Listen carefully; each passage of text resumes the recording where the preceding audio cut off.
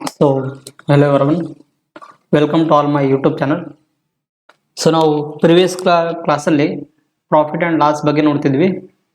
So profit and loss ಬಗ್ಗೆ ಇವತ್ತು ನಾವು ಕ್ಲಾಸ್ ನಂಬರ್ 5 ನೋಡ್ತಿದ್ವಿ.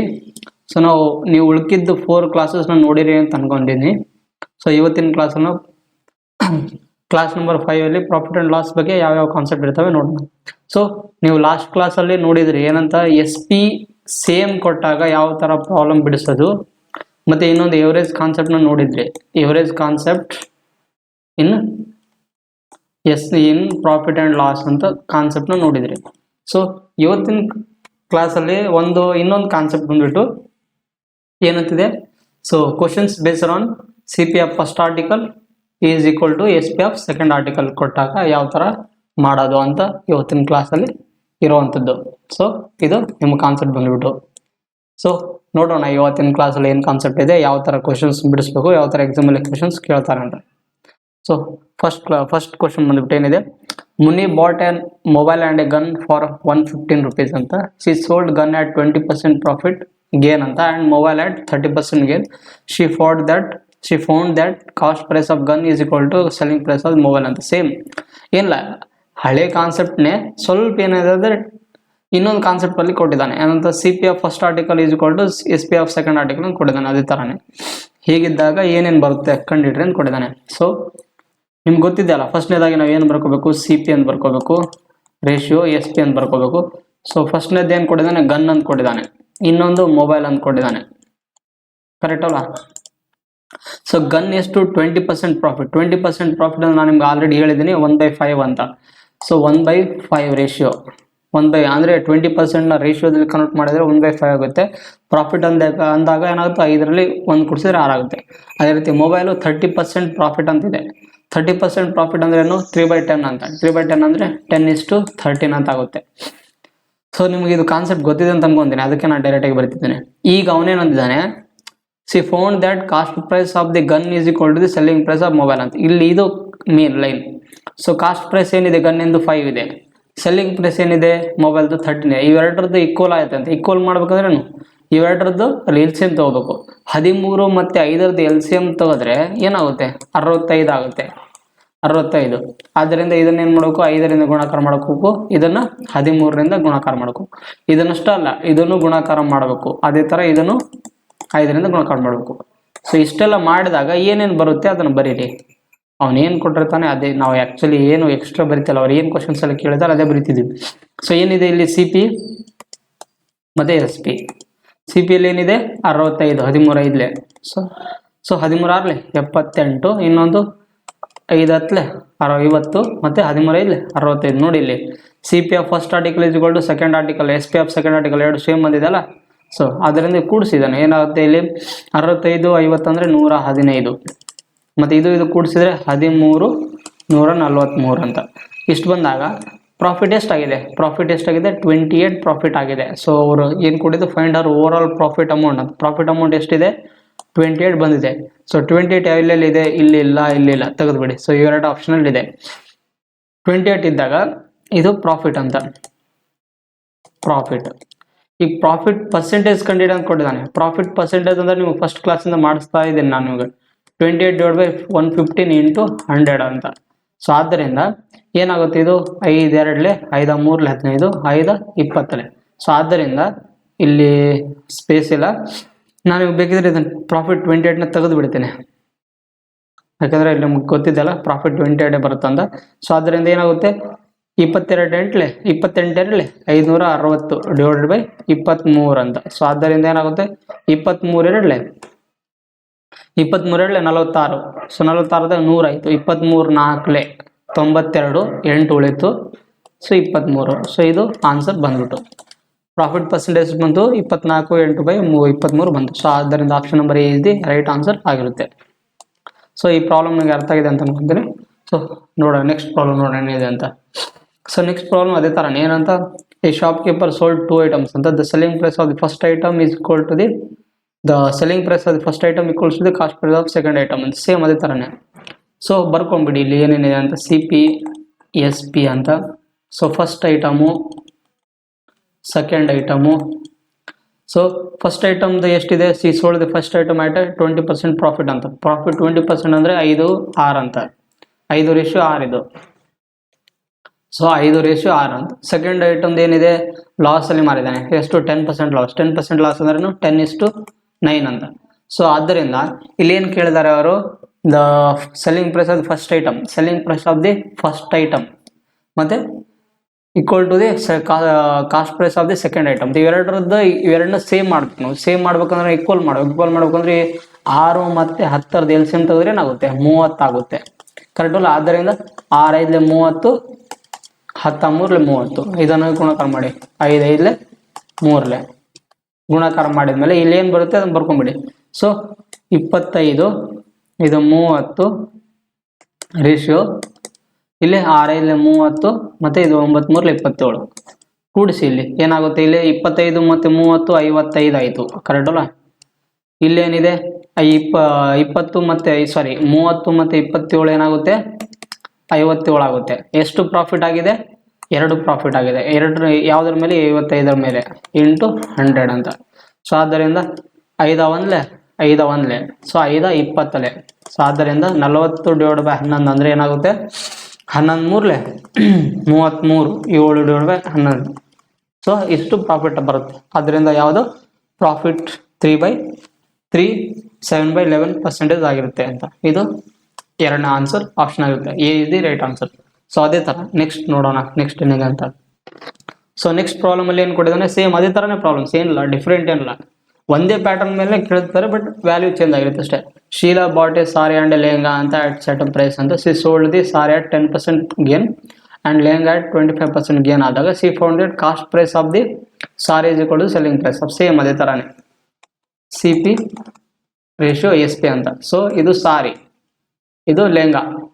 ಸಾರಿ ಎಷ್ಟರಲ್ಲಿ 10% ಗೇನ್ ಆಗಿದೆ ಅಂದರೆ 10:11 ಅಂತ, 10:10:11 ಅಂತ. ಅದೇ ರೀತಿ ಲೆಹಂಗಾದೇನಿದೆ 25% ಗೇನ್ ಅಂದರೆ 1/4 ಅಂತ, 4 ಅಂದರೆ 4:5 ಅಂತ. ಸೊ ಆದ್ದರಿಂದ ನಾನು ಬೇಕಿದ್ರೆ ಇಲ್ಲೇ ನಿಮ್ಗೆ ಡೈರೆಕ್ಟಾಗಿ ಬರೆದು ಬಿಡ್ತೀನಿ, ಡಬಲ್ ಸ್ಟೆಪ್ ಮಾಡೋದು ಬೇಡ, ಸ್ಪೇಸ್ ಬಿಟ್ಟು ಬರೆದು ಬಿಡ್ತೀನಿ. ಇಲ್ಲೇನಿದೆ 10:11 ಅಂತ.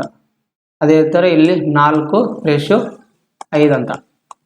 ಸೊ ಆದ್ದರಿಂದ she found that cost price of the sari is equal to the cost price of the sari ಇಲ್ಲಿದೆ.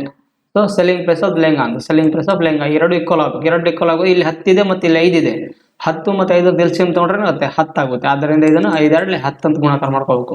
ಇಲ್ಲಿ ಯಾವುದೇ ಗುಣಾಕಾರ ಮಾಡೋದು ಬೇಕಾಗಿಲ್ಲ, ನಾವು ಇಲ್ಲಿ ಅಷ್ಟೇ ಗುಣಾಕಾರ ಮಾಡ್ಕೋಬೇಕು. ಸೊ ಆದ್ದರಿಂದ ಏನೇನು ಬರುತ್ತೆ ಇಲ್ಲಿ ನೋಡಿ, ಇಲ್ಲಿ 10 ಇದೆ ಪ್ಲಸ್ 4 2 8, 10 + 2 8 ಎಷ್ಟಾಗುತ್ತೆ, 18 ಆಗುತ್ತೆ. ಮತ್ತು ಇದು 11 + 10 5 2 10 ಅಂತ. ಕರೆಕ್ಟ್ ಅಲ್ಲ? 11 + 10 ಎಷ್ಟಾಗುತ್ತೆ, 21 ಆಗುತ್ತೆ. ಆದ್ದರಿಂದ ಎಷ್ಟು ಪ್ರಾಫಿಟ್ ಇದೆ ಇಲ್ಲಿ, 3 ಪ್ರಾಫಿಟ್ ಆಗಿದೆ, 3 ಇನ್ಕ್ರೀಸ್ ಆಗಿದೆ. ಅದರ ಮೇಲೆ 18 ಮೇಲೆ ಇಂಟು 100 ಅಂತ. ಸೊ ಆದ್ದರಿಂದ 300 ಅಂದರೆ 3 1 3 6 18. ಸೊ ಆದ್ದರಿಂದ 100/6 ಅಂದರೆ ಏನಾಗುತ್ತೆ, 6 1 6. ಕರೆಕ್ಟ್ ಅಲ್ಲ? ಸೊ 45, 6 6 36. ಸೊ ಅದೇ ರೀತಿ ಕಂಟಿನ್ಯೂ ಆಗುತ್ತೆ. So 16.66 is the right answer ಆಗಿರುತ್ತೆ. So A option is the right answer ಅಂತ. ಸೊ ನೆಕ್ಸ್ಟ್ ಅದೇ ಥರ. ಸೊ ನೆಕ್ಸ್ಟ್ ಕಾನ್ಸೆಪ್ಟ್ ಬಂದ್ಬಿಟ್ಟು ಇದು CP of first article is equal to SP of second article ಮೇಲೆ ಈ ರೀತಿ ಪ್ರಾಬ್ಲಮ್ಸ್ ಇರುವಂಥದ್ದು.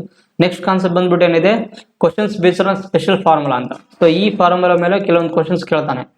ಯಾವ ಥರ ಅಂತ, ನಾವು ಒಂದು ಅಮೌಂಟ್ ಕೊಟ್ಟು ಒಂದಷ್ಟು ವಸ್ತುಗಳನ್ನು ಕೊಂಡ್ಕೊಂಡಾಗ ಅದರದ್ದು ಪ್ರಾಫಿಟ್ ಆಗುತ್ತೆ. ಸೊ ಅದೇ ಥರ ಇನ್ನೊಂದು ಐಟಮ್ನ ತೊಗೋಬೇಕಾದ್ರೆ ಏನಂತ. ಸೊ ನೀವು ಕಾನ್ಸೆಪ್ಟ್ ನೋಡ್ರಿ, ಈ ಫಾರ್ಮುಲಾ ನೀವು ನೆನ್ಪಿಟ್ಕೋಬೇಕು. ಸೊ ಇಲ್ಲಿ ಇದು P1 ಅಂದ್ರೆ ಏನಂತಂದ್ರೆ ಪ್ರೈಸ್, ಇದು ಪ್ರೈಸ್ ಅಂತ. ಸೊ ಇದು ಅಂದ್ರೆ ಏನೋ, Q ಅಂದ್ರೆ ಏನು, ಕ್ವಾಂಟಿಟಿ ಅಂತ. ಇದು ನಿಮಗೆ ಗೊತ್ತಿದೆ ಇದು ಪ್ರಾಫಿಟ್, L ಅಂತಂದ್ರೆ ಏನು, ಲಾಸ್ ಅಂತ. ಇಷ್ಟು ಇದು ಫಾರ್ಮುಲಾ ಬಂದ್ಬಿಟ್ಟು. ಫಾರ್ಮುಲಾ ಏನಿಲ್ಲ, ಈಸಿಯಾಗಿನೇ ಇದೆ. ಯಾವಾಗಲೂ ಮೇಲೆ ಏನು ಬರ್ಕೋಬೇಕು, ಪ್ರೈಸ್ ವ್ಯಾಲ್ಯೂ ಬರ್ಕೋಬೇಕು. ಕೆಳಗಡೆ ಏನೋ ಕ್ವಾಂಟಿಟಿ, ಎಷ್ಟು ಕ್ವಾಂಟಿಟಿ ಇತ್ತು ಇಂಟು ಅದು ಪ್ರಾಫಿಟ್ ಆಗಿದ್ರೆ ಪ್ರಾಫಿಟಲ್ಲಿ 100 ಪ್ಲಸ್ ಮಾಡ್ಕೋಬೇಕು, ಲಾಸ್ ಆಗಿದ್ರೆ ಮೈನಸ್ ಮಾಡಬೇಕು ಅಂತ. ಇದು formula is equal to same ಅದೇ ಥರನೇ. ಮೇಲೆ ವ್ಯಾಲ್ಯೂ ಬಂದ್ಬಿಟ್ಟು, ಮೇಲೆ ಅಮೌಂಟ್ ಬಂದ್ಬಿಟ್ಟು ಅದೇ ರೀತಿ ಕ್ವಾಂಟಿಟಿ ಏನಿದೆ into 100 plus or minus profit or loss ಅಂತ ಇದು ಮಾಡ್ಕೋಬೇಕು. ಸೊ ಇದು ಫಾರ್ಮುಲಾ ಬಂದ್ಬಿಟ್ಟು. ಈ ಫಾರ್ಮುಲಾ ಮೇಲೆ ಯಾವ ಥರ ಕ್ವಶನ್ಸ್ ಇದೆ ನಾವು ಹೇಗೆ ಬಿಡಿಸೋದು ನೋಡೋಣ ಇಲ್ಲಿ. ಸೊ ನೋಡಿ ಇಲ್ಲಿ ಏನಿದೆ ಅಂತ, by selling 3 dozen oranges for 405 ಅಂತ a trader loses 25% ಅಂತ. So how many oranges should he sell for the 288 rupees if he needs to earn a profit of 20% ಅಂತ. ಅಂದರೆ 3 ಡಜನ್ ಕಿತ್ತಳೆ ಹಣ್ಣುಗಳನ್ನು 405 ರೂಪಾಯಿಗೆ ಮಾರಾಟ ಮಾಡುವ ಮೂಲಕ ಒಬ್ಬ ವ್ಯಾಪಾರಿ 25% ಕಳೆದುಕೊಳ್ಳುತ್ತಾನೆ. ವ್ಯವಹಾರದಲ್ಲಿ 20% ಲಾಭ ಗಳಿಸಬೇಕಾದ್ರೆ 288 ರೂಪಾಯಿಗೆ ಎಷ್ಟು ಕಿತ್ತಳೆ ಹಣ್ಣುಗಳನ್ನು ಮಾರಾಟ ಮಾಡಬೇಕು ಅಂತ. ಸೇಮ್ ಅದೇ ಥರ ಈ ಫಾರ್ಮುಲಾದಲ್ಲಿ ಏನಿದೆ ಆ ಫಾರ್ಮುಲಾದಲ್ಲಿ ಹಾಕಿ ಅಷ್ಟೇ, ಏನಿಲ್ಲ. ಫಾರ್ಮುಲಾ ಏನಿತ್ತು ಫಸ್ಟ್ನೇದಾಗಿ ಯಾವಾಗಲೂ ವ್ಯಾಲ್ಯೂ ಇರಬೇಕು, ಏನೋ ಅಮೌಂಟ್ ಇರಬೇಕು, ಡಿವೈಡ್ ಬೈ ಇಲ್ಲೇನಿತ್ತು ಕ್ವಾಂಟಿಟಿ ಇತ್ತು, ಕ್ವಾಂಟಿಟಿ ಇಂಟು ಪ್ರಾಫಿಟ್. ಇಲ್ಲಿ ಒಂದು ನಿಮಿಷ. ಸೊ ಇಲ್ಲಿ 100 plus or minus profit or loss ಅಂತ ಇತ್ತು, is equal to amount value quantity into 100 plus or minus profit or loss ಅಂತ. ಸೊ ಈ ಥರ ಫಾರ್ಮುಲಾ ಇತ್ತು. ಸೊ ಫಸ್ಟ್ನೇದಾಗಿ ಫಸ್ಟ್ ಪ್ರೈಸ್ ಏನು ಕೊಟ್ಟಿದ್ದಾನೆ, 405 ರೂಪೀಸ್ ಕೊಟ್ಟಿದ್ದಾನೆ. 405 ಬರ್ಕೊಂಬಿಡಿ, ಡಿವೈಡೆಡ್ ಬೈ. ಸೊ ಸೆಕೆಂಡಲ್ಲಿ ಎಷ್ಟಿದೆ, ಕ್ವಾಂಟಿಟಿ 3 ಡಜನ್ ಇದೆ. 3 ಡಜನ್ ಅಂದರೆ 3 ಇಂಟು 12 ಅಂತ ಬರ್ಕೋಬೇಕು, ಇಂಟು ಇಲ್ಲೇನಿದೆ 100 ಪ್ಲಸ್, ನಾನು ನಿಮ್ಗೆ ಹೇಳಿದ್ದೆ 100 ಪ್ಲಸ್ ಆರ್ ಮೈನಸ್ ಅಂತ ಪ್ರಾಫಿಟ್ ಆರ್ ಲಾಸ್ ಅಂತ. 100 ಪ್ಲಸ್ ಪ್ರಾಫಿಟ್ ಇದ್ದರೆ ಪ್ಲಸ್ ಮಾಡ್ತಿದ್ದೆ, 100ಅಲ್ಲಿ ಲಾಸ್ ಆಗಿದೆ ಅಂದರೆ 25% ಲಾಸ್ ಆಗಿದೆ. ಸೊ ಅದರಿಂದ 100 ಮೈನಸ್ 25 ಅಂತ. ಸೊ ಈಸ್ ಈಕ್ವಲ್ ಟು ಇಲ್ಲೇನಿದೆ ಅಮೌಂಟ್, ನೆಕ್ಸ್ಟ್ ಏನಿದೆ 288 ರೂಪೀಸ್ ಅಮೌಂಟ್ ಇದೆ, 288 rupees amount. So divided by ಎಷ್ಟು ನಮಗೇನು ಹೌ ಮನಿ ಆರೆಂಜಸ್ ಅಂತ. ಆರೆಂಜಸ್ ನಮಗೆ ಗೊತ್ತಿಲ್ಲ, ಸೊ ಕ್ವಾಂಟಿಟಿ ವ್ಯಾಲ್ಯೂ ಗೊತ್ತಿಲ್ಲ, ಇಂಟು ಕ್ವಾಂಟಿಟಿ ವ್ಯಾಲ್ಯೂ ಗೊತ್ತಿಲ್ಲ ಅಂದರೆ ಆಸ್ ಇಟ್ ಇಸ್ ಬರ್ಕೋಬೇಕು, ಇಂಟು ಎಷ್ಟಿದೆ ಇಲ್ಲಿ 100 ಪ್ಲಸ್ ಪ್ರಾಫಿಟ್ ಆಗಿದೆ, ಎಷ್ಟು 20% ಪ್ರಾಫಿಟ್ ಆಗಿದೆ. ಆದ್ದರಿಂದ ನಮ್ಗೆ ಕ್ವಾಂಟಿಟಿ ವ್ಯಾಲ್ಯೂ ಕಂಡುಹಿಡಿದು ಅಂತ ಕೊಟ್ಟಿದ್ದಾನೆ. ಸೊ ಕ್ವಾಂಟಿಟಿ ವ್ಯಾಲ್ಯೂ ಕಂಡುಹಿಡಬೇಕಾದ್ರೆ ನಮಗೇನು ಮಾಡ್ಬೇಕು, ಇಲ್ಲಿ ಯಾವ್ಯಾವ ಕಡತ ಆಗುತ್ತೆ ಅದು ಕಡತ ಹೊಡಿಬೇಕು. ಇಲ್ಲಿ ಕ್ಯೂ ವ್ಯಾಲ್ಯೂ ಬರೆಯೋಕ್ಕಾಗ್ತಿಲ್ಲ. ಸೊ ಅದನ್ನು ಕಡತ ಹೊಡೀರಿ. ಇಲ್ಲಿ ಏನಾಗುತ್ತೆ, 9 4 36, 9 5 45, ಕರೆಕ್ಟ್ ಅಲ್ಲ. ಮತ್ತೆ ಇಲ್ಲಿ ಏನಾಗುತ್ತೆ 9 3 27, 9 2 18 ಅಂತ, ಕರೆಕ್ಟಾ? ಇಷ್ಟಿತ್ತು. ಮತ್ತೆ ಅದೇ ಥರನೇ ಇನ್ನೇನಿದೆ 3 1 3 15. ಸೊ ಇಲ್ಲಿ ಏನೇನು ಉಳಿದಿದ್ದು ಬರ್ಕೊಂಬಿಡಿ. ಬೇಕಿದ್ರೆ ಇಲ್ಲಿ ಒಂದು 3 4 12, 3 5 15 ಅಂತ. ಸೊ ಏನೇನು ಉಳಿದಿದ್ದು ಬರ್ಕೊಂಬಿಡಿ. 5/4 ಇಂಟು ಇಲ್ಲಿ ನೋಡಿ 100 ಮೈನಸ್ 25 ಅಂದರೆ 75 is equal to 32 divided by quantity 2 into ಇಲ್ಲೇನಿದೆ 120 ಅಂತ ಬರ್ಕೋಬೇಕು. ಸೊ ಆದ್ದರಿಂದ ಇಲ್ಲೇನೈತೆ 4 1 4 1 4, 4 3 12, 35, 15 5 75, 15 2 30, ಕರೆಕ್ಟ್ ಅಲ್ಲ. ಅದೇ ಥರ 5 1 ಕ್ಯಾನ್ಸಲ್ ಆಯಿತು, 2 1 2 16. ಸೊ ಆದ್ದರಿಂದ ಕ್ವಾಂಟಿಟಿ ವ್ಯಾಲ್ಯೂ ಎಷ್ಟು ಬಂದಿದೆ ನಮಗೆ, 16 ಕ್ವಾಂಟಿಟಿ ತೊಗೊಂಡಾಗ, ಅಂದರೆ 16 ಕಿತ್ತಳೆ ಹಣ್ಣುಗಳು ತೊಗೊಂಡಾಗ ಅವನಿಗೆ 20% ಪ್ರಾಫಿಟ್ ಆಗುತ್ತೆ. ಎಷ್ಟರ ಮೇಲೆ, 288 ರೂಪಾಯಿಗೆ ತೊಗೊಂಡಾಗ ಅಂತ. ಸೊ ಆದ್ದರಿಂದ option number A is the right answer ಆಗಿರುತ್ತೆ. ಸೊ ಈ ಪ್ರಾಬ್ಲಮ್ ನಿಮಗೆ ಅರ್ಥ ಆಗಿದೆ ಅಂತ ಅನ್ಕೊಂತೀನಿ. ನೆಕ್ಸ್ಟ್ ನೋಡೋಣ. ಇರ್ತಾರ ಬೈ ಸೆಲ್ಲಿಂಗ್ 18 ಟೇಬಲ್ ಫ್ಯಾನ್ಸ್ ಅಂತ. ಸೊ ಇಷ್ಟಕ್ಕೆ ತಗೊಂಡು ಅವನಿಗೆ ಲಾಸ್ 10% ಲಾಸ್ ಆಗುತ್ತೆ.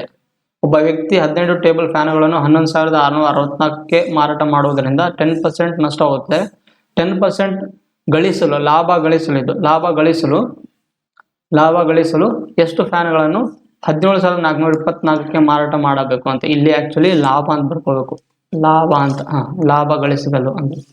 ಸೊ ಅದನ್ನು ನಾನು ಡೈರೆಕ್ಟಾಗಿ ಬರಿತೀನಿ, ಇಲ್ಲಿ ಫಾರ್ಮುಲಾ ಬರೆಯಲ್ಲ, ಯಾಕಂದರೆ ಸ್ಪೇಸ್ ಸಾಲಲ್ಲ. ಅದಕ್ಕೆ ಡೈರೆಕ್ಟಾಗಿ ಫಸ್ಟ್ನೇದು ಅಮೌಂಟ್ ಎಷ್ಟಿದೆ, 11,664 ಡಿವೈಡೆಡ್ ಬೈ ಎಷ್ಟು ಫ್ಯಾನ್ಗಳು, 18 ಫ್ಯಾನ್ಸ್ಗಳು, ಎಷ್ಟು ಲಾಸು 100 ಮೈನಸ್ 10 ಅಂತ, ಈಸ್ ಈಕ್ವಲ್ ಟು ಇನ್ನೊಂದು ಎಷ್ಟು ಅಮೌಂಟ್ ಇದೆ 17,424 ಡಿವೈಡೆಡ್ ಬೈ ಎಷ್ಟು ಫ್ಯಾನ್ಗಳು ಗೊತ್ತಿಲ್ಲ ಅಂದರೆ ಕ್ವಾಂಟಿಟಿ 2 ಇಂಟು 100. ಸೊ ಪ್ರಾಫಿಟ್ ಆಗಿದೆ ಅಂದರೆ ಪ್ಲಸ್ 10 ಅಂತ, ಕರೆಕ್ಟ್ ಅಲ್ಲ. ಇಷ್ಟಿದೆ. ಸೊ ಆದ್ದರಿಂದ ಇಲ್ಲಿ ನೋಡಿ, ಇಲ್ಲಿ ಸೊ ಏನೇನಿದೆ ಬರ್ಕೊಂಬಿಡಿ. 11,664 divided by 18 into 90 is equal to 17,424 divide by quantity 2 into, so ಎಷ್ಟಿದೆ 110 ಇದೆ, ಕರೆಕ್ಟ್ ಅಲ್ಲ. ಸೊ ಇಲ್ಲಿ ಒಂದು 0 ಇಲ್ಲಿ ಒಂದು 0 ಕ್ಯಾನ್ಸಲ್ ಆಯಿತು. ಸೊ 11 1 ಇಲ್ಲಿ ನೋಡಿ 11 1 11 ಹೋಗುತ್ತೆ, 64 ಆಯಿತು. 11 5 55, 92 ಆಯಿತು. 11 8 88, 11 4 44, ಕರೆಕ್ಟ್ ಅಲ್ಲ.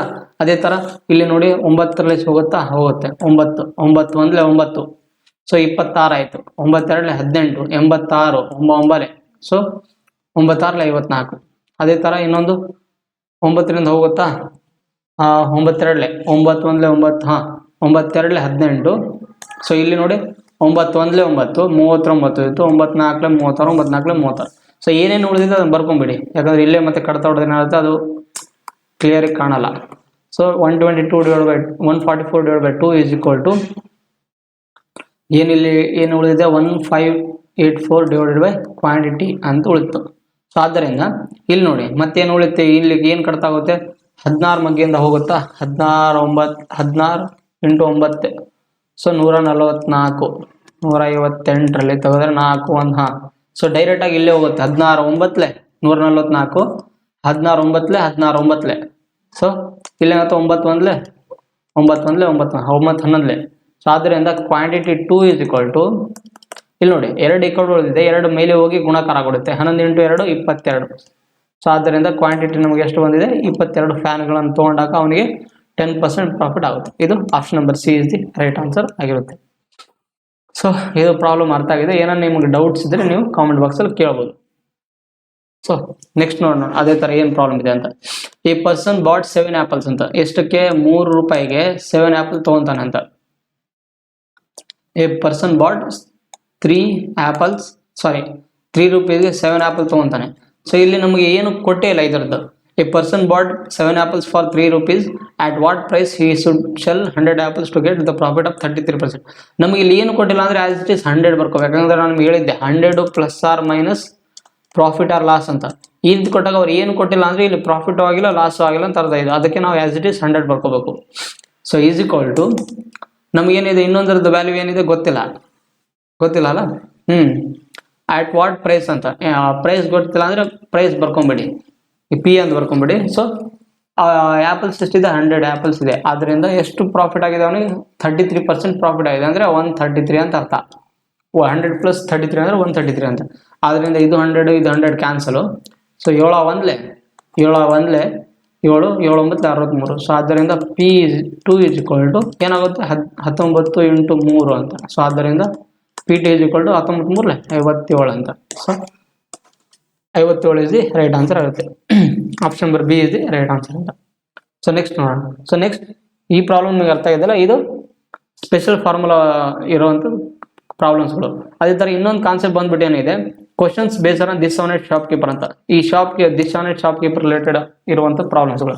ಅಪ್ರಾಮಾಣಿಕ ಅಂಗಡಿಯವನ ಆಧಾರಿತ ಪ್ರಶ್ನೆಗಳು. ನೀವು ಕಾಮನ್ ಆಗಿ ಮಾರ್ಕೆಟ್ಗಳಲ್ಲಿ ಹೋಗಿರ್ತೀರಿ, ಕೆಲವೊಬ್ರು ಕಸ್ಟಮರ್ಸ್ ಅಂದರೆ ಈಗ ಮಾರಾಟ ಮಾಡೋನು ಅವನು ಯಾವತ್ತೂ ಇರಲಿ ಏನಂತಾರಲ್ಲ ನಿಜ ರೂಪದಲ್ಲಿ ಮಾರಲ್ಲ ಅವನು. ಅಂದರೆ ಎಕ್ಸಾಂಪಲ್ ಹೇಳ್ಬೇಕಂದ್ರೆ ಈಗ ಒಬ್ಬ ವ್ಯಕ್ತಿ ಏನೋ ಒಂದು ವಸ್ತು ಮಾರಾಕತ್ತಾನಂದ್ರೆ ಅವನು ಯಾವಾಗಲೂ ಸುಳ್ಳು ಹೇಳನೆ ಮಾರ್ತಿದ್ದ. ಅಂದರೆ ತಮ್ಮ ಪ್ರಾಫಿಟ್ ಸಲುವಾಗಿ ಅವರು ಕೆಲವೊಂದು ಟೈಮ್ ಸುಳ್ಳು ಹೇಳಿನೇ ಮಾರ್ತಿರ್ತಾರೆ.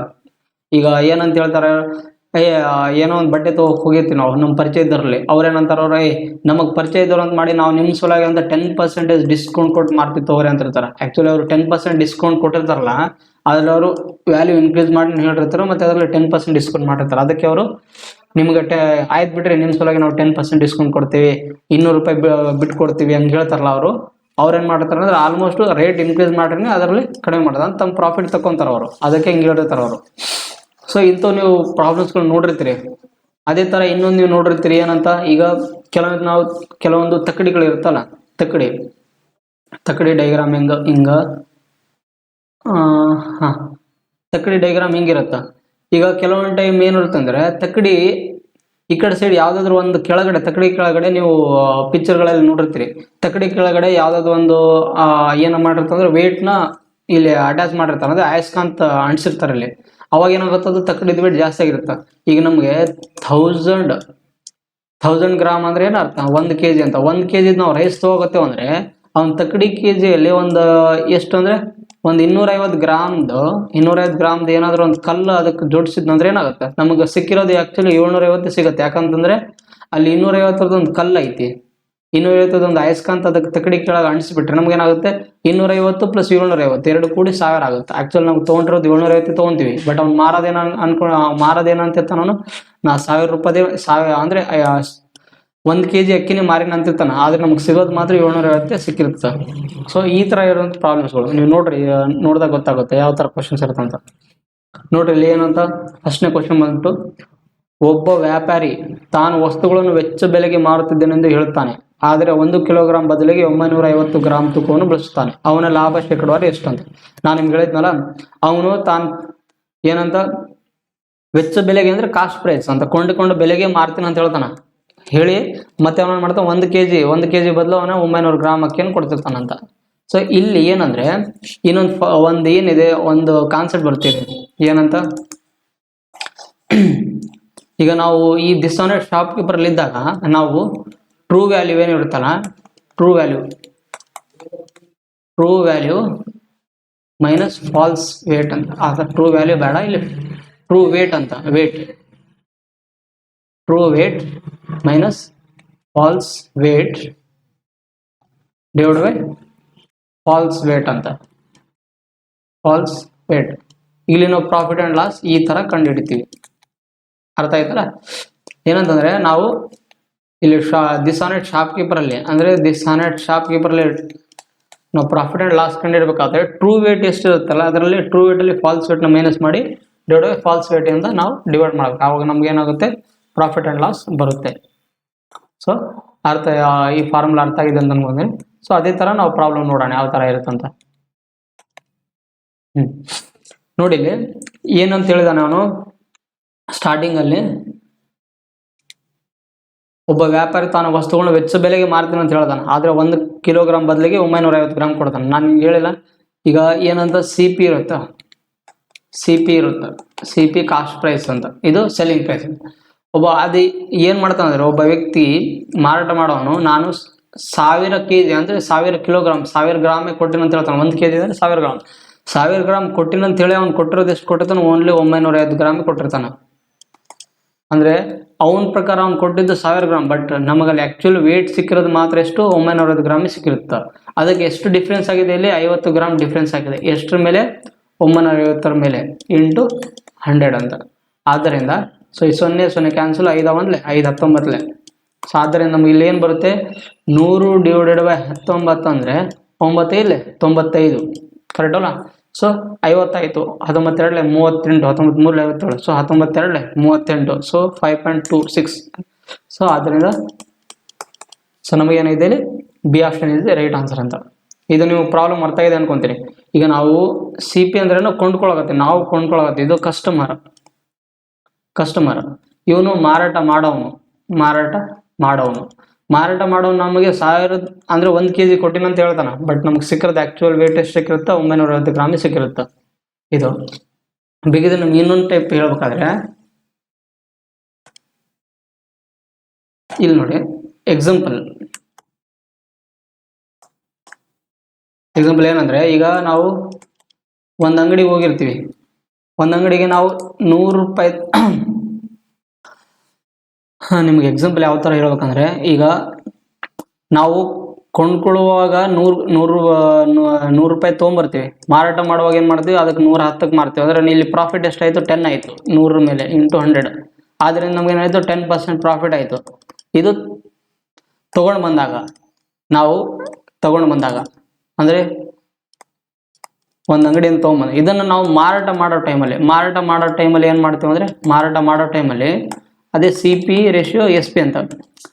ಮಾರಾಟ ಮಾಡೋ ಟೈಮ್ನಾಗ ನಾವೇನು ಮಾಡ್ತೀವಿ, ಅವನಿಗೆ 100 ರೂಪಾಯಿದು ಕೊಟ್ಟಿರ್ತೀವಿ, ಆದರೆ ಅದರಲ್ಲಿ ಮತ್ತೆ ನಮ್ಗೆ ಪ್ರಾಫಿಟ್ ಬೇಕಂದ್ರೆ ನಾವು ಏನು ಮಾಡಕತ್ತೀವಿ ಅಂದ್ರೆ, ಅಂಗಡಿ ಮಾಲೀಕ ಅದೀವಿ, ನಾವು ಇಲ್ಲಿಂದ ಒಂದು ವಸ್ತುನ ಮಾರಾಕತ್ತೀವಿ ಅಂದ್ರೆ ನಮಗೆ ಪ್ರಾಫಿಟ್ ಆಗೋ ಸಲುವಾಗಿ ನಾವು ಅವನಿಗೆ ಏನು ಮಾಡ್ತೀವಿ, 100 ರೂಪಾಯಿದು ಕೊಟ್ಟಿರ್ತೀವಿ, ಆದರೆ ಅವನಿಗೆ ವೇಟಿಂಗ್ ಮೆಷಿನಲ್ಲಿ ಅದೇನಾಗುತ್ತೆ, ಮೈನಸ್ ಆಗಿರುತ್ತೆ. ಎಷ್ಟು, 90 10 ಮೈನಸ್ ಆಗಿರುತ್ತೆ, ಕರೆಕ್ಟ್ ಅಲ್ಲ?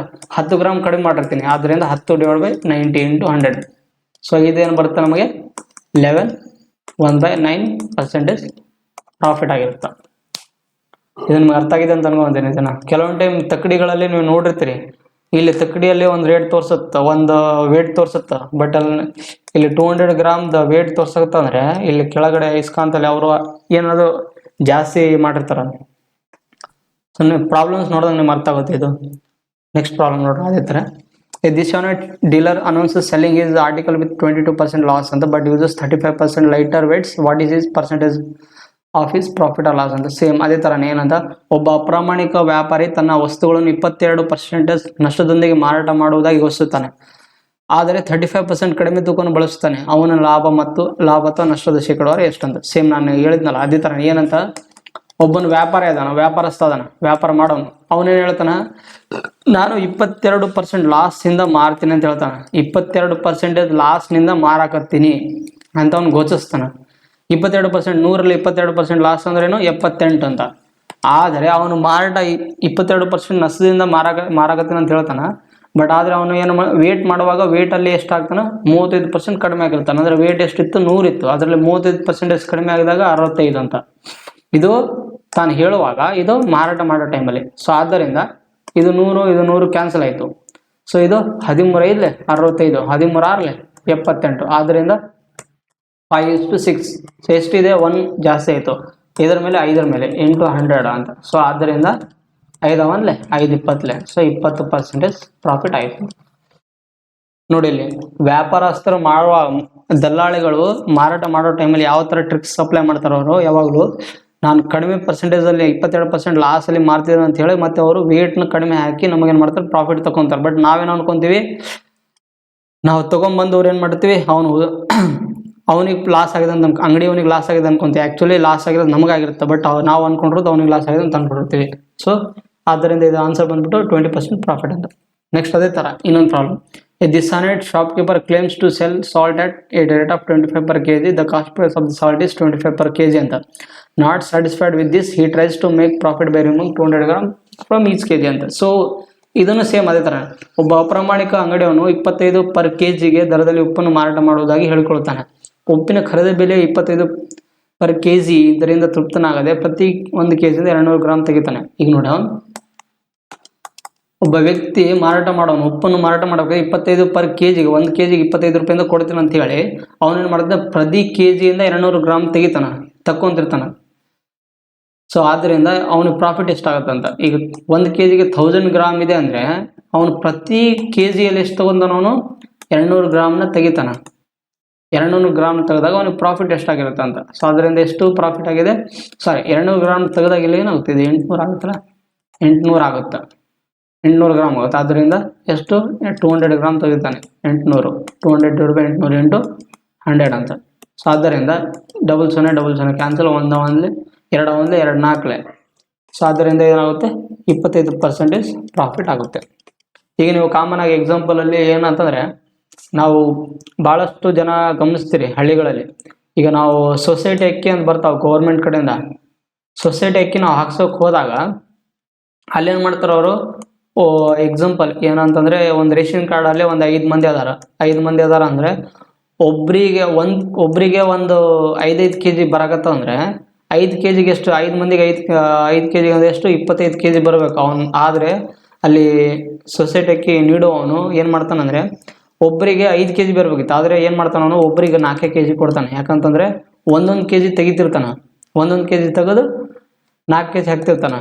ಅದ್ರಂಗೆ ಏನೋ ಎಷ್ಟಾಗತ್ತೆ, 4 5 20 kg ಹಾಕಿರ್ತಾನೆ. ಬಟ್ ಅಲ್ಲಿ ಎಷ್ಟು ಅವನಿಗೆ ಅಂಗಡಿ ಅಂದರೆ ಅವನು ರೇಷನ್ ಅಕ್ಕಿ ಹಾಕೋನಿಗೆ ಎಷ್ಟು, 5 kg ಲಾಭ ಆಯಿತು. 5 kg ಲಾಭ ಆಯಿತು. ಅವನು ಎದಕ್ಕೆ 5 kg ತೆಗ್ದಿರ ಅಂತ ಕೇಳಿದಾಗ ಏನೋ ಒಂದು ರೀಸನ್ ಕೊಡ್ತಾರೆ ಅವರು. ಸೂಟು, ಅಕ್ಕಿ ಸೂಟ್ ಆಯಿತು, ಅದು ಆಯಿತು, ಏನೋ ಸಮಥಿಂಗ್ ರೀಸನ್ ಹೇಳ್ತಾರೆ ಅವರು. ಸೊ ಆದ್ದರಿಂದ ಅವನಿಗೆ 5 kg ಲಾಭ ಆಯಿತು ಅಂದರೆ ನೀವು ಲೆಕ್ಕ ಮಾಡ್ಬೋದು, 5 kg ಒಬ್ಬರು ಫ್ಯಾಮಿಲಿಯಲ್ಲಿ 5 kg ಲೆಸ್ ಆದರೆ ಇಡೀ ಊರಲ್ಲಿ ಎಷ್ಟಾಗ್ಬೋದು, ಎಷ್ಟು ಪ್ರಾಫಿಟ್ ಆಗ್ಬೋದು ಅವನು. ಸೊ ಇದು ಭಾಳಷ್ಟು ಸ್ಕ್ಯಾಮ್ಗಳು ನಡೀತಿದ್ದಾವೆ.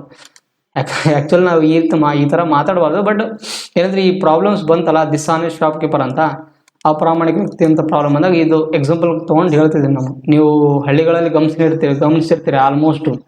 ಸೊಸೈಟಿ ಅಕ್ಕಿ ಹಾಕಬೇಕಾದ್ರೆ ಒಬ್ಬೊಬ್ಬರ ಕಡೆಯಿಂದ ಒಂದು ಸಮಥಿಂಗ್ 1 kg ಅಥವಾ 2 kg ಕಟ್ ಮಾಡ್ಕೊಂಡು ಹಾಕ್ತಿರ್ತಾರೆ ಅವರು.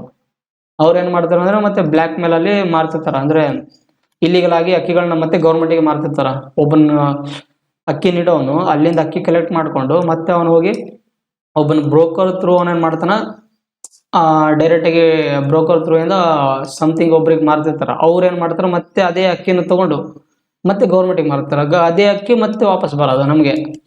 ಸೊ ಈ ಥರ ಅವರು ಭಾಳಷ್ಟು ಸ್ಕ್ಯಾಮ್ ನಡ್ತಿರ್ತಾವೆ. ಆ್ಯಕ್ಚುಲಿ ಇದು ಏನಂದರೆ ಈ ಪ್ರಾಬ್ಲಮ್ಸ್ ಬಂದಿದ್ದಕ್ಕೆ ನಾನು ಹೇಳಿದೆ. ಸೊ ಈ ಪ್ರಾಬ್ಲಮ್ ಅರ್ಥ ಆಯ್ತಲ್ಲ. ನೆಕ್ಸ್ಟ್ ಅದೇ ಥರ ನೋಡೋಣ ನೆಕ್ಸ್ಟ್ ಪ್ರಾಬ್ಲಮ್ ಏನಿದೆ ಅಂತ. ಸೊ ನೆಕ್ಸ್ಟ್ ಪ್ರಾಬ್ಲಮ್ ಏನಿದೆ, Ramesh sells rice at 36 per kg ಅಂತ which he purchased for 30 per kg. Moreover, he gives only 800 gram of rice instead of 1 kg ಅಂತ. ಸೇಮ್ ಅದೇ ತರ ಪ್ರಾಬ್ಲಮ್ ಏನಿದೆ ಅಂತ ನೋಡೋಣ. ಇಲ್ಲಿ CP ರೇಷಿಯೋ SP ಅಂತ. ಸೊ ಇಲ್ಲಿ ರಮೇಶ್ ಸೇಲ್ಸ್ ಅಂತ, ರಮೇಶ್ ಎಷ್ಟು 36 per kg ಮಾರಾಟ ಮಾಡಿದ್ದಾನೆ. 36 per kg ಅಂದರೆ 36 per kg ಮಾರಾಟ ಮಾಡಿದ್ದಾನೆ. ಅವ್ನು ಕೊಂಡ್ಕೊಂಡಿದ್ದಷ್ಟಕ್ಕೆ 30 per kg ಗೆ ಕೊಂಡ್ಕೊಂಡಿದ್ದು. Moreover, he gives only 800 gram of rice instead of 1 kg ಗೆ ಅವನು 1 kg ಗೆ ಎಷ್ಟು 800 ಗ್ರಾಮ್ ಅಕ್ಕಿಯನ್ನು ಮಾತ್ರ ಕೊಡ್ತಾನೆ. ಕೊಟ್ಟಾಗ ನಾವು ಅವನಿಗೆ ಪ್ರಾಫಿಟ್ ಆಗುತ್ತೆ ಅಂತ ಕಂಡುಹಿಡಿಯುತ್ತೆ. ಸೊ ಆದ್ದರಿಂದ ಇಲ್ಲಿ 3 0 ಇದೆ, ಇಲ್ಲಿ 2 0, ಇಲ್ಲಿ 2 0 ಕ್ಯಾನ್ಸಲ್. ಆದ್ದರಿಂದ ಮತ್ತೆ ಇಲ್ಲಿ 4 2 ಅದೇ ಥರ ಇಲ್ಲಿ ಇದು 8 ಇತ್ತಲ್ಲ, 800 ಇತ್ತು, 0 0 ಕ್ಯಾನ್ಸಲ್. ಸೊ ಇಲ್ಲಿ ಏನಿದೆ, 4 2 8, 4 9 36, 3 1 3 ಸೊ ಆದ್ದರಿಂದ ಏನು ಉಳಿತು, 2:3 ಉಳಿತು. ಸೊ ಎಷ್ಟು ಲಾಭ ಆಗಿದೆ, 1 ಇದರ ಮೇಲೆ 2 ಮೇಲೆ 8 100 ಅಂತ. ಸೊ ಆದ್ದರಿಂದ 50% ಪ್ರಾಫಿಟ್ ಆಗಿದೆ. ಸೊ ಆನ್ಸರ್ ಬಂದ್ಬಿಟ್ಟು B is the right answer ಆಗಿರುತ್ತೆ. ಸೊ ನೆಕ್ಸ್ಟ್ ಅದೇ ಥರ ಇನ್ನೊಂದು ಪ್ರಾಬ್ಲಮ್ ಏನಿದೆ, a dishonest trader marks up his goods by 50% and then allows a discount of 20% on it. So markup is additionally he uses a faulty scale which measures 900 gram for 1 kg. So ಏನು ಬರುತ್ತೆ ಅಂತ ಕಂಡುಹಿಡಿತಾರೆ. ಒಬ್ಬ ಅಪ್ರಾಮಾಣಿಕ ವ್ಯಾಪಾರಿ ತನ್ನ ಸರಕುಗಳನ್ನು 50% ಅಷ್ಟು ಗುರುತಿಸಿ ನಂತರ ಅದರ ಗುರುತಿಸಲಾದ ಬೆಲೆಯ ಮೇಲೆ 20% ರಿಯಾಯಿತಿಯನ್ನು ನೀಡುತ್ತಾನೆ. ಹೆಚ್ಚುವರಿಯಾಗಿ ಅವನು 1 kg ಗೆ 900 ಗ್ರಾಂ ಅಳತೆಯ ದೋಷಯುಕ್ತ ಮಾಪಕವನ್ನು ಬಳಸುತ್ತಾನೆ. ಅವನ ನಿವ್ವಳ ಲಾಭದ ಶೇಕಡಾವಾರು ಎಷ್ಟು? ಸೇಮ್ ಅದೇ ಥರ ಪ್ರಾಬ್ಲಮ್ ಬಂದ್ಬಿಟ್ಟು ಏನು ಮಾಡ್ತಾನೆ, ಸ್ಟಾರ್ಟಿಂಗಲ್ಲೇ ಒಬ್ಬ ಅಂಗಡಿ ಮಾಲೀಕ ಮಾರಬೇಕಾದ್ರೆ ಏನು ಮಾಡ್ತಾನೆ, 100ಗೆ ಮಾರ್ತಿದ್ದಾನೆ ಅಂದರೆ ಅದರ ಮೇಲೆ ಎಷ್ಟು 50% ಜಾಸ್ತಿ ಮಾಡ್ತಾನೆ ಅಂದರೆ 150. ಮತ್ತು ಅದಕ್ಕೆ ಡಿಸ್ಕೌಂಟ್ ಕೊಡ್ತೀನಿ ಅಂತ ಹೇಳಿರ್ತಾನೆ. ಏನಂತ, ಜನರ ಕಣ್ಣಿಗೆ ಅವನು ರೇಟ್ ಇನ್ಕ್ರೀಸ್ ಮಾಡಿರ್ತಾನೆ. ಮತ್ತು ಜನರ ಕಣ್ಣಿಗೆ ಏನು ಮಾಡ್ತಾನೆ, 20% ಹೊರಗೆ ಬೋರ್ಡ್ ಹಾಕಿರ್ತಾನೆ. ಏನಂತ, 20% ಡಿಸ್ಕೌಂಟ್ ಕೊಡ್ತಿದ್ದೀನಿ ಅಂತ. ಆ್ಯಕ್ಚುಲಿ ಅದು 20% ಡಿಸ್ಕೌಂಟ್ ಕೊಡ್ತೀನಿ ಅಂತ ಬೋರ್ಡ್ ಹಾಕಿ ಅದರ ಬೆಲೆ ಏನು ಮಾಡ್ತಾನೆ, 50% ಜಾಸ್ತಿ ಮಾಡಿರ್ತಾನೆ. ಸೊ 20% ಡಿಸ್ಕೌಂಟ್ ಕೊಡ್ತೀನಿ ಅಂತ ಹೇಳಿರ್ತಾನೆ. ಬಟ್ ಅವನು ಏನು ಮಾಡ್ತಾನೆ, ಇಲ್ಲಿ ರೇಟ್ ಇನ್ಕ್ರೀಸ್ ಮಾಡಿ 20% ಡಿಸ್ಕೌಂಟ್ ಕೊಡ್ತೀನಿ ಹೊರಗೆ ಬೋರ್ಡ್ ಹಾಕಿರ್ತಾನೆ ಅಂಗಡಿ ಹೊರಗೆ. ಅದೇ ಥರ ಮತ್ತೆ ಪ್ರತಿ 1 kgಯಲ್ಲಿ ಏನು ಮಾಡ್ತಾನೆ ಅವನು, ಪ್ರತಿ 1 kgಯಲ್ಲಿ 100 ಗ್ರಾಮ್ ಕಟ್ ಮಾಡಿಕೊಂಡು 900 ಗ್ರಾಮ್ನ ಹಾಕ್ತಿರ್ತಾನೆ. ಆದ್ದರಿಂದ ಒಂದು ಪ್ರಾಫಿಟ್ ಆ್ಯಂಡ್ ಲಾಸ್. ನೋಡಿ ಇಲ್ಲಿ ಏನು ಮಾಡ್ತಾರೆ, 20% ಡಿಸ್ಕೌಂಟ್ ಕೊಡ್ತಿದ್ದೀನಿ ಅಂತಾನ ಕಸ್ಟಮರಿಗೆ, ಮತ್ತೆ 20% ಡಿಸ್ಕೌಂಟ್ ಕೊಡ್ತಿದ್ದೀನಿ ಅಂತ ಹೇಳಿ ಮತ್ತೇನು ಮಾಡ್ತಾನೆ ಅವನು, ವ್ಯಾಲ್ಯೂನ ಇನ್ಕ್ರೀಸ್ ಮಾಡಿರ್ತಾನೆ. ಮತ್ತು ಅದರಲ್ಲಿ ಪ್ರತಿ 1 kgಯಲ್ಲಿ 100 ಗ್ರಾಮ್ ಕಟ್ ಮಾಡಿ ಹಾಕ್ತಿರ್ತಾನೆ. ಈ ರೀತಿಗಳು ಸ್ಕ್ಯಾಮ್ ಆಗ್ತಿರ್ತವೆ. ಬಟ್ ನಾವೇನು ಮಾಡ್ತೀವಿ, 20% ಡಿಸ್ಕೌಂಟ್ ನಟ್ರಿ ಅಂತ ನಾವು ಮಾರ್ಕೆಟ್ಗಳಲ್ಲಿ ಹೋಗ್ತೀವಿ. ಬಟ್ ಅದು ಒಳಗೆಲ್ಲ ಸ್ಕ್ಯಾಮ್ ಇರುತ್ತೆ ಆಲ್ಮೋಸ್ಟು. ಸೊ ಇಲ್ಲಿ ಈ ರೀತಿ ಆದಾಗ ಏನಾಗುತ್ತೆ ಅಂತ ನೋಡಿ, ಇಲ್ಲಿ 000 ಕ್ಯಾನ್ಸಲ್ ಇದೆ. ಆದ್ದರಿಂದ ಇಲ್ಲಿ 1 0, ಇಲ್ಲೊಂದು 0, ಸೊ ಇಲ್ಲೊಂದು 0, ಇನ್ನೊಂದು 0 ಕ್ಯಾನ್ಸಲ್ ಆಯಿತು. ನೆಕ್ಸ್ಟ್ ಏನಿದೆ, ಸೊ ಇಲ್ಲಿ ಸೊ 52 53, ಸೊ 3 1 3 ಸೊ 2 1 2 4. ಸೊ ಆದ್ದರಿಂದ ಏನೇನಿದೆ ಬರ್ಕೊಂಬಿಡಿ, 3:4 ಅಂತ. ಇಲ್ಲಿ ಇದು 4, ಇದು ಆ್ಯಕ್ಚುಲಿ ಇದು 4 ಅಂತ.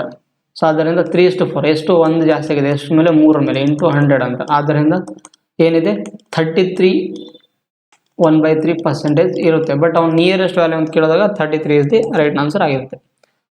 ಸೊ ನೆಕ್ಸ್ಟ್ ಅದೇ ಥರ ಇನ್ನೊಂದು ಪ್ರಾಬ್ಲಮ್ ಏನಿದೆ, ನೀವು ಇಷ್ಟೊತ್ತು ಇದೊಂದು different problem.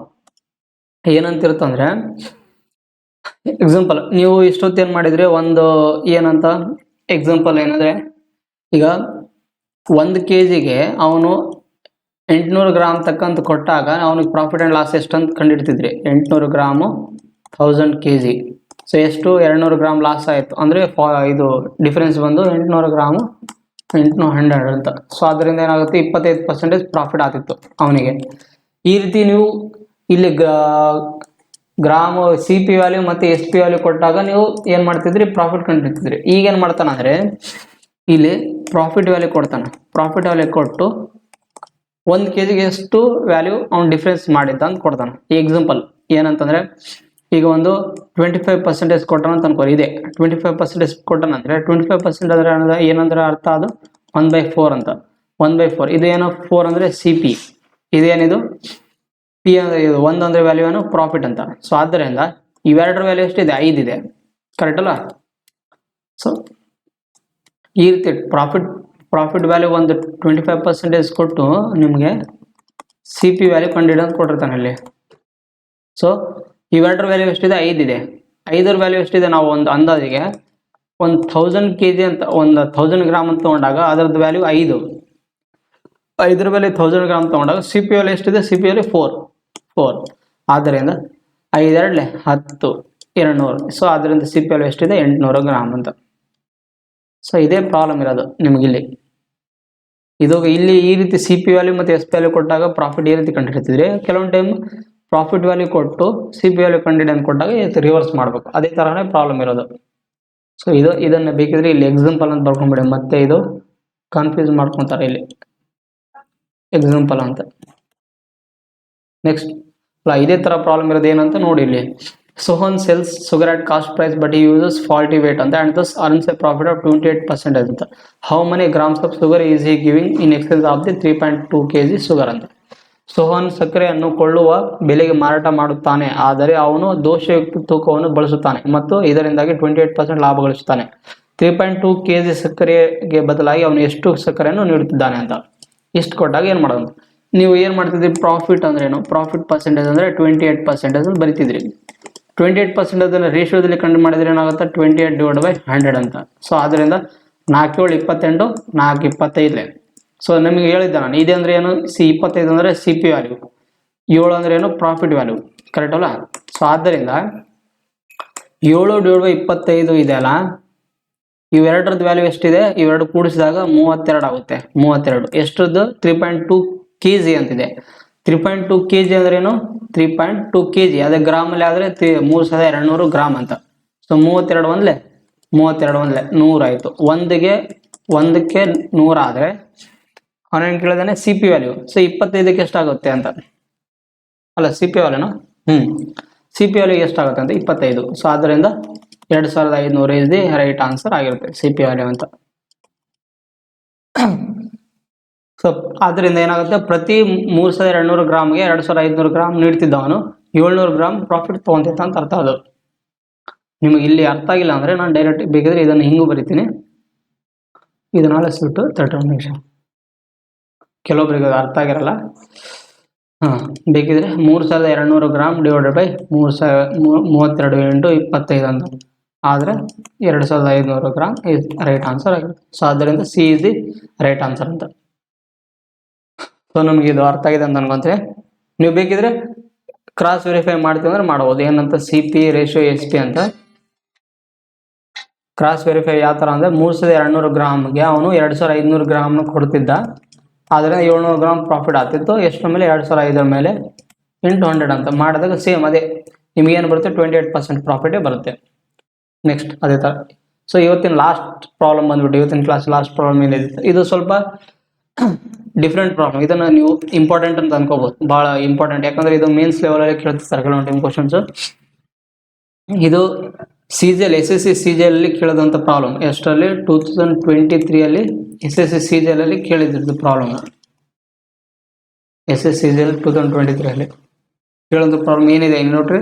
R weighing machine shows 400 gram when the actual weight is 350 gram ಅಂತ. The cost price of the almond is 880 per kg and packets of 200 gram are made using the faulty machine. What should be the selling price ಅಂತ.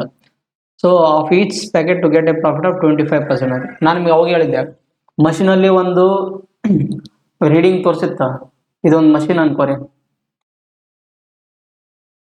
Machine diagram ಬರಲ್ಲ ಮತ್ತೆ ಇದೊಂದು machine, ಇದರ ಮೇಲೆ ಒಂದು ಏನಿದೆ ಬಟ್ಲ ಇದೆ ಅಂತ ಅನ್ಕೊಳ್ಳಿ. ಸೊ ಮಷಿನಲ್ಲಿ ಒಂದು ರೇಟಿಂಗ್ ತೋರಿಸಿರುತ್ತೆ, ಮತ್ತೆ ಮಷಿನ್ ಏನು ಇರ್ತಿದೆ ಇಲ್ಲಿ ನಿಜವಾದ ತೂಕ 350 ಗ್ರಾಮ್ ಆಗಿದ್ದರೆ ಆರ್ನ ತೂಕ ಯಂತ್ರವು 400 ಗ್ರಾಮ್. ಅಂದರೆ ಆ್ಯಕ್ಚುಯಲ್ ವೇಟ್ ಎಷ್ಟಿರುತ್ತೋ 350 ಗ್ರಾಮ್ ಇರುತ್ತೆ. ಬಟ್ ಅಲ್ಲಿ ರೀಡಿಂಗ್ ಏನು ತೋರಿಸಿರುತ್ತೆ ಅಂದರೆ ಫಾಲ್ಟಿ ವೇಟ್. ಇದು ಫಾಲ್ಟಿ ವೇಟ್ ಎಷ್ಟಿರುತ್ತೆ? 400 ಗ್ರಾಮ್ ತೋರಿಸ್ತಿರುತ್ತೆ. ನೋಡಿ ಇಲ್ಲೇ ಎಷ್ಟು ಡಿಫ್ರೆನ್ಸ್? 50 ಗ್ರಾಮ್ ಡಿಫ್ರೆನ್ಸ್ ತೋರಿಸ್ತಿರ್ತದೆ ಕೆಲವೊಂದು ಟೈಮ್. ಆದ್ದರಿಂದ ಅವರು ಸೆಟ್ಟಿಂಗ್ಸ್ಗಳಲ್ಲಿ ಹೆಂಗೆ ಮಾಡಿರ್ತಾರೆ ಕೆಲವೊಂದು ಟೈಮ್ ಮಷಿನ್ಸ್ಗಳಲ್ಲಿ. ಸೊ ಈ ರೀತಿ ಇದ್ದಾಗ ಅದರದ್ದು ಪ್ರಾಬ್ಲಮ್ದು ಸೊಲ್ಯೂಷನ್ ಏನಿರುತ್ತೆ ಅಂತ ನೋಡೋಣ. ಈಗ ಇಲ್ಲಿ ಏನು ಕೊಟ್ಟಿದ್ದಾನೆ? ಫಸ್ಟ್ನೇದಾಗಿ ಈಗ ಫಾಲ್ಟಿ ವೇಟ್ ಎಷ್ಟಿತ್ತು 400 ಗ್ರಾಮ್ ಫಾಲ್ಟ್ ವೇಟ್ 400 ಗ್ರಾಮ್ಗೆ ಆಕ್ಚುಯಲ್ ವೇಟ್ಗೆ 350 ಗ್ರಾಮ್ಗೆ 450 ಗ್ರಾಮ್ ತೋರಿಸ್ತಿತ್ತು ಅಂದ್ರೆ 200 ಗ್ರಾಮಿಗೆ ಎಷ್ಟು ತೋರಿಸುತ್ತಾ ಅಂತ ಕಂಡಿಡ್ಬೇಕು. ನೋಡ್ರಿ ಇಲ್ಲಿ 400 ಇಲ್ಲಿ 300 ಆಕ್ಚುಯಲ್ ವೇಟಿಗೆ ಇದು ಆಕ್ಚುಯಲ್ ವೇಟ್, ಇದು ಆಕ್ಚುಯಲ್ ವೇಟ್. ಬೇಕಿದ್ರೆ ನಿಮಗೆ ಇನ್ನೊಂದ್ಸಲ ಕೆಳಗೆ ಬರೆದು ಬಿಡ್ತೀನಿ ಯಾಕೆ. ಇದು ಫಾಲ್ಸ್ ವೇಟ್,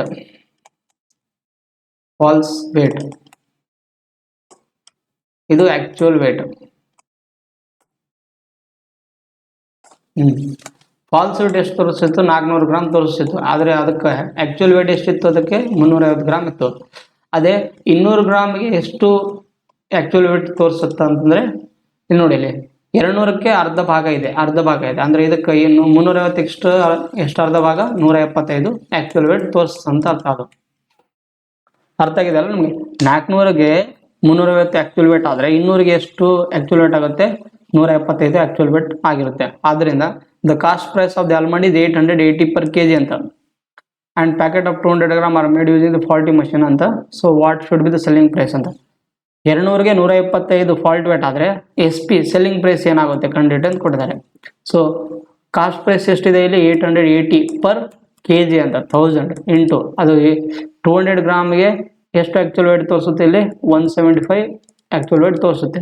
ಮತ್ತು ಅವನಿಗೆ ಎಷ್ಟು ಪ್ರಾಫಿಟ್ ಆಗಿದೆ, 25% ಪ್ರಾಫಿಟ್ ಆಗಿದೆ. 25% ಅಂದ್ರೆ ಏನು, 125/100 ಅಂತ. ಆದ್ದರಿಂದ ಒಂದು ಸೆಲ್ಲಿಂಗ್ ಪ್ರೈಸ್ ಏನು ಬರುತ್ತೆ ಅಂತ ಕಂಡಿಟ್ಟು ಕೊಟ್ಟಿದ್ದಾನೆ. ಸೊ ನೋಡಿ ಇಲ್ಲಿ 10 ಕ್ಯಾನ್ಸಲ್, ಕರೆಕ್ಟ್ ಅಲ್ಲ. 25 7 25 4 100. ಸೊ 4 1 4 22 25 5 25 4. ಆದ್ದರಿಂದ ಏನು ಬರುತ್ತೆ ಬರೀ ಇರಲಿ. ಸೊ ಏನೇನಿದೆ ಇಲ್ಲಿ value 22 into 7 into 5 divide by 4 ಉಳಿತು. 2 1 2 2. ಆದ್ದರಿಂದ ಸೊ 11 7 77 77 ಇಂಟು 5 77 ಇಂಟು 5 ಅಂದರೆ 5 7 35 5 7 35 38 ಕರೆಕ್ಟ್ ಅಲ್ಲ. ಸೊ 385 ಡಿವೈಡ್ ಬೈ 2 ಬಂತು. ಸೊ ಆದ್ದರಿಂದ SP ವ್ಯಾಲ್ಯೂ ಏನು ಬರುತ್ತೆ ಇಲ್ಲಿ 2 1 2 9 18 2 2 2 5 10. So 192.5 is the right answer ಆಗಿರುತ್ತೆ. So option number D is the right answer ಅಂತ. ಆದ್ದರಿಂದ ಅವನು 200 ಗ್ರಾಮ್ ಫಾಲ್ಟಿ ವೇಟ್ನ ತೊಗೊಂಡು 880 ರೂಪಾಯಿಗೆ ಮಾರಿದರೆ ಅವನು 25% ಪ್ರಾಫಿಟ್ ಆದಾಗ ಸೆಲ್ಲಿಂಗ್ ಪ್ರೈಸ್ ಎಷ್ಟಕ್ಕೆ ಮಾರಿರ್ತಾನೆ ಅವನು 192.5 ಅಂದರೆ 192 ರೂಪಾಯಿಗೆ ಮಾರಿದಾಗ ಅವನಿಗೆ 25% ಪ್ರಾಫಿಟ್ ಆಗಿರುತ್ತೆ.